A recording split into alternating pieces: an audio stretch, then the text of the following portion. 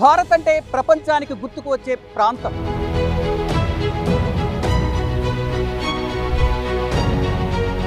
హస్తున కేంద్రంగా దునియానే కాదు ప్రపంచాన్నే కుదిపేసే నగరం అదే ఢిల్లీ. హిందీలో ఢిల్లీ అంటారు.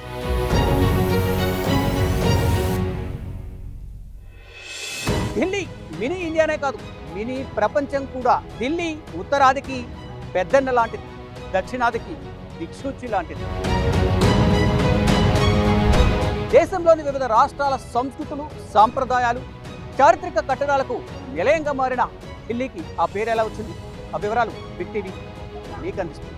ఢిల్లీ అనే పేరుకు అనేక సిద్ధాంతాలు ఉన్నప్పటికీ ఖచ్చితమైన ఆధారాలు లేవు. ఒక సిద్ధాంతం ప్రకారం ఢిల్లీకా అనే పదం నుంచి ఉద్భవించినట్లు తెలుస్తోంది. 11వ శతాబ్దంలో తోమర్ రాజు అనంగ్పాల్ స్థాపించిన నగరంగా చెప్తారు. అలాగే ఈ ఢిల్లీ అనే హిందీ పదంగా చెప్తారు కొందరు పరిశీలకులు.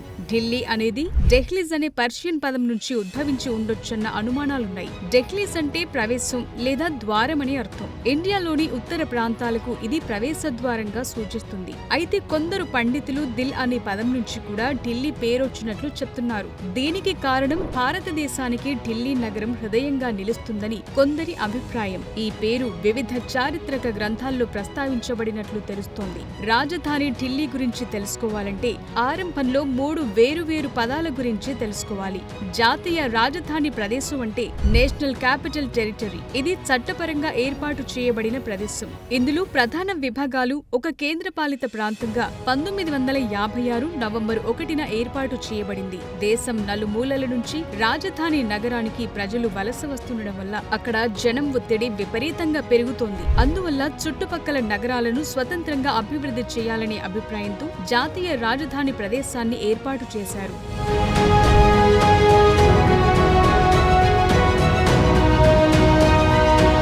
ఢిల్లీకి ఆ పేరు ఎలా వచ్చిందో చూశారు కదా. ఇక గతంలో ఢిల్లీ రాజధానిని వివిధ ప్రాంతాలకు అంటే కలకత్తా, ఆగ్రా, దౌలతాబాద్లకు మార్చిన బ్రిటిష్ పాలకులు ఎవరో ఇప్పుడు చూద్దాం. న్యూఢిల్లీ విస్తీర్ణం 42.7 చదరపు కిలోమీటర్లు ఉంటుంది. ఇందులో ఢిల్లీ మెట్రోపాలిటన్ ప్రాంతం కూడా కలిసి ఉంది. ఈ నగరాన్ని 20వ శతాబ్దంలో యునైటెడ్ కింగ్డమ్ కు చెందిన ఎడ్విన్ లుటియన్స్ నిర్మాణ నమూనా తయారు చేశారు. అప్పట్లో విశాలమైన రహదారులను రోడ్లకిరువైపులా చెట్లతో ఆహ్లాదకరంగా తీర్చిదిద్దారు. ఇక ఓల్డ్ ఢిల్లీ విషయానికొస్తే ఇది ఢిల్లీ నగరంలోని ఒక భాగంగా చెప్తారు. దీన్ని 1969లో షాజహానాబాద్ పేరుతో ఆగ్రా నుంచి రాజధానిని మార్చేందుకు నిర్మించారు.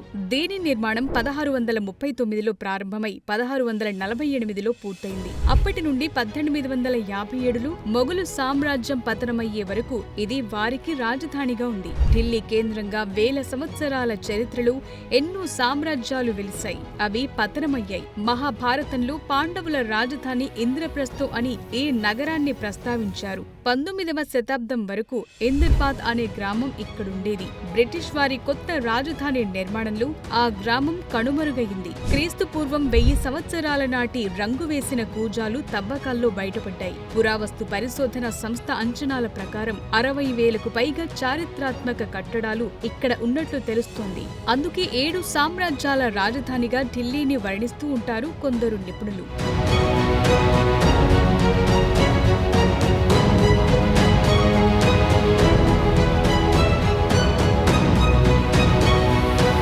ఢిల్లీకి ఒక పక్క గంగా యమున మైదానం, మరోపక్క ఆరావళి వింధ్య పర్వత శ్రేణులున్నాయి. అందుకే పూర్వం నుంచి దీన్ని వర్తక మార్గాలకు కూడలిగా మార్చుకున్నారు. ఈ కారణంగానే రాజ్యాధికారాలు, సంస్కృతి వెలిసినట్లు కొన్ని గ్రంథాలు చెప్తున్నాయి. క్రీస్తు పూర్వం 300 నాటి మౌర్య సామ్రాజ్యానికి సంబంధించిన ఆధారాలు స్పష్టంగా ఉన్నాయి. శ్రీనివాసపురి ప్రాంతంలో అశోకుడి కాలం నాటి శాసనాలు 1966 సంవత్సరంలో కనుగొనబడింది. అలాగే ఫిరోజ్ షా తుగ్లక్ అశోకుడి కాలం నాటి 2 శాసన స్తంభాలను ఢిల్లీకి తెచ్చాడు. అంతేకాకుండా కుతుబ్ మినార్ వద్ద ప్రసిద్ధి చెందిన ఉక్కు స్తంభాన్ని కూడా నెలకొల్పారు. దీన్ని గుప్త వంశము, కుమారగుప్తుడు తయారు చేయించినట్లుగా చరిత్ర చెప్తోంది. దీన్ని క్రీస్తు శకం 320-540 మధ్య కాలంలో చేయించగా 10వ శతాబ్దంలో ఢిల్లీకి తీసుకొచ్చారు. ఢిల్లీలోని మొత్తం 8 ప్రధాన ప్రాంతాల్లో 4 చరిత్రకు సంబంధించిన అవశేషాలున్నాయి. పృథ్వీరాజ్ చౌహాన్ చేత నిర్మించబడిన కిలారాయ్ పితోడా లాల్ కోట వద్ద ఉన్న పాత రాజ్పుత్ వద్ద కనిపిస్తుంది. అలాగే 1303లో అలావుద్దీన్ ఖిల్జీ నిర్మించిన సిరి నేటికి చూసేందుకు వీలు పడుతుంది. 1321, 1325 మధ్య ఘియాజుద్దీన్ తుగ్లక్ నిర్మించిన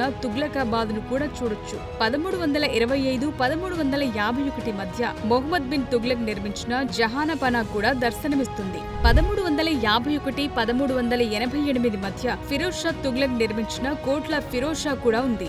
1538, 1545 మధ్య షేర్ షా సూరి నిర్మించిన పురాణ కిలా కూడా చూసేందుకు అందుబాటులో ఉంది. హుమాయూన్ నిర్మించిన దింపన అంటే ఇంద్రప్రస్థం నేటికి ఉంది. 1638, 1649 మధ్య షాజహానాబాద్ లో షాజహాన్ నిర్మించిన ఆగ్రా కోట, ఎర్రకోటను నేటికి మనం సందర్శిస్తూనే ఉన్నాం.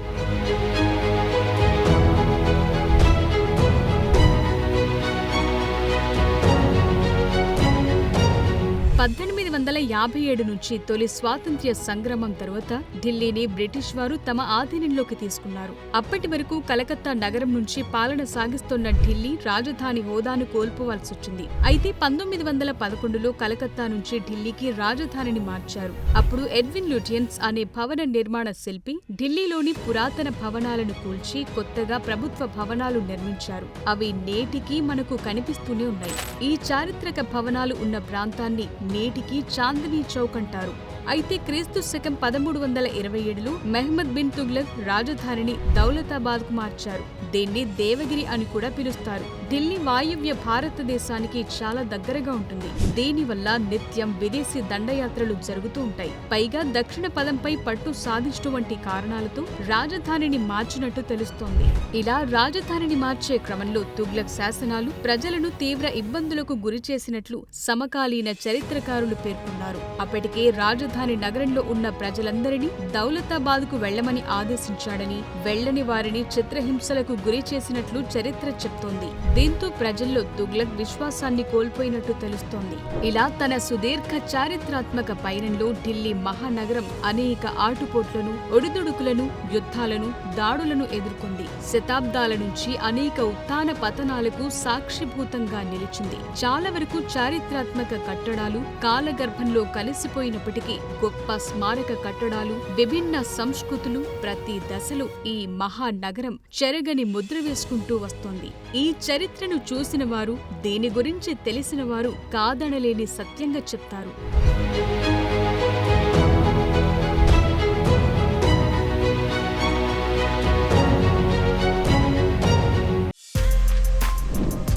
For more videos like this, subscribe Big TV channel.